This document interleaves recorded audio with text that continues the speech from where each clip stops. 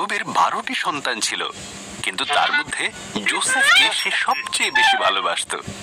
যোসেফকে সে উজ্জ্বল রঙের একটা বিশেষ পোশাক দিয়েছিল।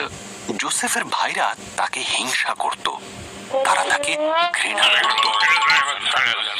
যোসেফ বিশেষ কিছু স্বপ্ন দেখত। সে বলল, স্বপ্নে আমরা গমের আঁটি বাঁধছিলাম, তোমাদের বাঁধা গমের আঁটি আমার বাঁধা গমের আঁটির কাছে মাথা নুইয়েছিল।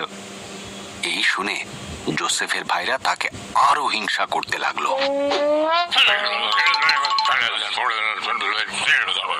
যোসেফ আরো একটি স্বপ্ন দেখেছিল, সূর্য, চন্দ্র এবং 11টি তারা আমার সামনে নতজানু হয়েছে।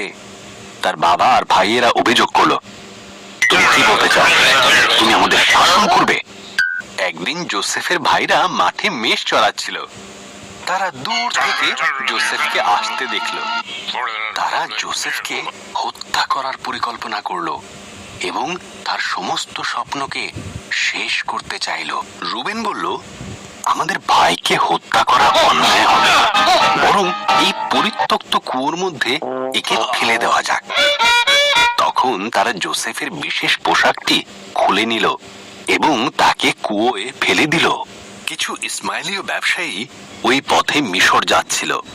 জিহুদা বলল, আমরা যোসেফকে দাস হিসেবে ইসমাইলীয়দের কাছে বিক্রি করে দিই।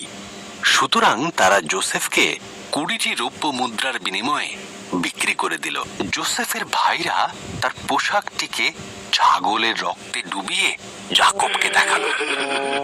আমার পুত্র মৃত, এই বলে জাকব খুব কাঁদল।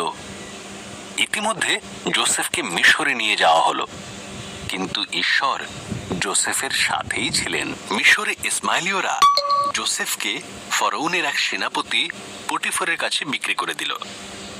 ঈশ্বর যোসেফকে আশীর্বাদ করলেন এবং সে জীবনে প্রতিষ্ঠিত হলো। পটিফার তার গৃহের দেখাশোনার দায়িত্ব যোসেফ